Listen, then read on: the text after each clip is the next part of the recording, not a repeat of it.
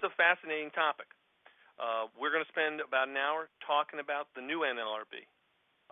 When I started practicing 30 years ago now, I was advised not to become a labor lawyer because 30 years ago, all the senior lawyers were saying, unions are dying in this country. There's going to be no place for you. You will become the dinosaur. And they were right. Fortunately for me, I did become a labor lawyer, but I also was an employment lawyer. So I dealt with all the civil rights, the employment discrimination. Originally, it was the wrongful discharge. For all that courtroom litigation, I did that. And throughout 30 years, I have watched my labor practice get smaller and smaller. And traditionally, labor practice means unions. But now what you're going to see is there is a new NLRB, and they are really trying to recreate themselves because they're dying. And then we're going to talk about that recreation. As you all know, hopefully on the side you can see the chat windows. I will try to answer your chat questions as we go. If I can't get to all of them, I'll try to pick them up at the end. We only have an hour, so we'll see how many of them we can get to. At the end of the program, you'll see my email address. If there's something that still remains outstanding, please feel free to give me a holler on the email. All right, so why is the board shifting focus and how that's going to affect your business? That's one of the big issues we're going to cover today. Some of the recent NLRB enforcement activities. And then here are the four big things that the NLRB is now doing that is really different than it ever was before. If you had asked me 5 years ago, I would have assured you you were crazy if you said the NLRB is going to start talking about employment at will policies, confidentiality of workplace misconduct investigations, social media. I'm not sure I even knew what it was 5 or 10 years ago, but I surely wouldn't have thought the NLRB would be sticking its nose into that.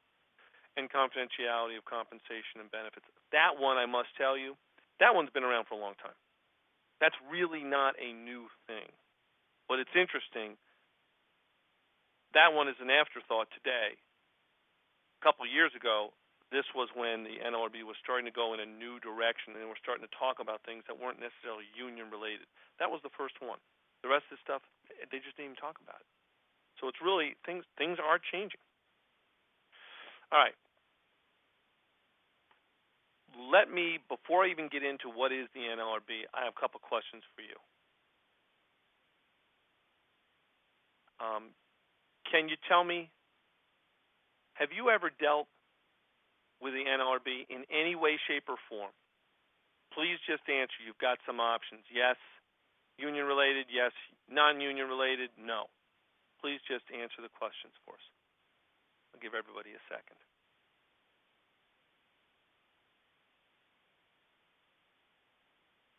All right. Just by the way, we have mainly HR people. Almost everybody on this conference, interestingly enough, is HR. We have almost nobody from legal, and we have almost nobody from operations. Okay. All right. And what we're seeing is an interesting split. Half of you are saying, a little bit over half. Yeah, I've dealt with I've dealt with the NLRB in a union-related context, and the rest of you are saying no. Nobody has dealt with the unions in a the NLRB in a non-union related context. And that's really the topic we're going to talk about today. All right, so that's interesting. Okay. So, what is the NLRB? For those of you who know, bear with me, please. And by the way, I should mention, today's program is trying to identify some issues. We're trying to give you an overview of what the NLRB is and where they're going. There are times when I may be presumptuous and assume you know something that you don't. Please don't be hesitant to ask me a question. On the flip side, there are times when it may be too basic for you. And so please use the chat window to help me regulate the content. If you keep asking me more advanced questions, that's where I'm going to go. If you keep asking me the basic questions, that's where I'm going to go. All right. So what is the NLRB? I think it's one of the best run government agencies out there. Not the most favorable to employers, mind you, but they really are very efficient. Their job is enforcing the National Labor Relations Act. As we say, practically every employer in the country who has more than one employee is covered. And that basically is everybody in the private sector. The primary role, and you'll see here I said involves, maybe involved, because again, when I started out, the primary role was no question dealing with unions. And this is the agency where if your employees want to unionize, they file a petition with the National Labor Relations Board. They ask for an election. The Labor Board supervises that election. If your company violates the laws as they pertain to union-related issues, this is the agency that's going to investigate it. It's a fairly efficient agency. You know, they run elections pretty well. I mean, I do think they're biased, as a lot of federal agencies are. So, you know, they lean much more towards labor than management. But they still are fairly efficient doing what they're supposed to do. And the final point is, so their primary role involves the unions, but now they're also involved with other rights that are not union related. And that's really what we're going to start talking about. So let's go to the next slide and take a look. In terms of the changing face of the NLRB. Back in the 40s, a third of the population was unionized. Okay? Today, that number is a third of that, almost, 11.8. It's a steady decline since the 70s. And the private sector, that's a really telling number. I mean, the majority of employees in the United States are not working for the government, as big as the government is, but private sector, we've got less than 7% in the unions. That's why 30 years ago I was told to get out of labor, because unions are dying in America, and they are. I think the NLRB, because they're smart, have realized that they have no role. As we go into the 21st century, almost nobody's unionized, so having this huge agency with branches all across the country to deal with union-related issues is becoming silly.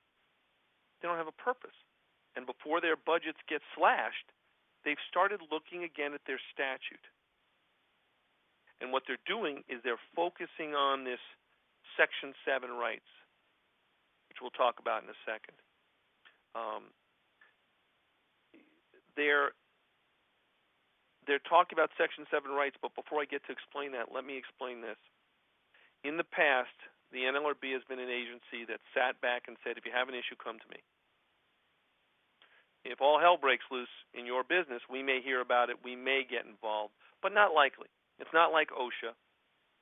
They're not even as adventuresome as the EEOC, where the EEOC may go after you if they hear what you're doing. The NLRB really doesn't usually go after people. They wait for somebody to complain and come to them. But that has started to change. We talk about their outreach.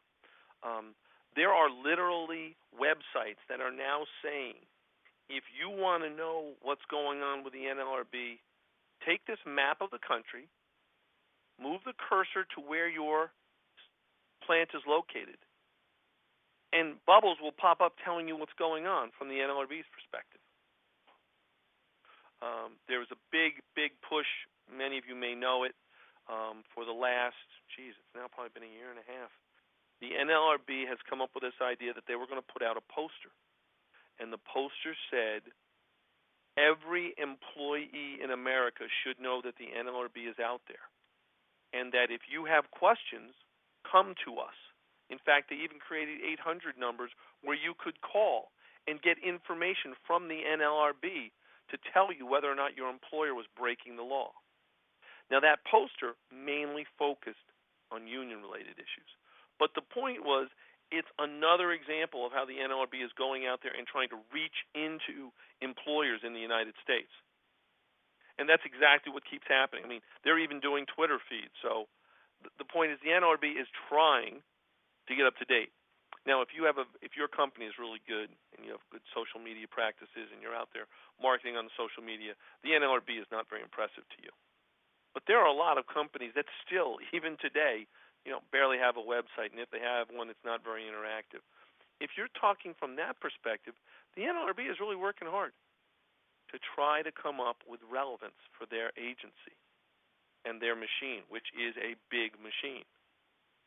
And so that's what we're seeing. And that's why, presumably, all of you are on the phone call today, because you realize, hey, the NLRB is out there trying to get into your company. And when we talk about the new focuses, such as social media, you'll see throughout this program the 4 main areas I told you we're going to focus on. Those are all new things that the NLRB is saying is relevant to them, none of which have to do with unions. Pending.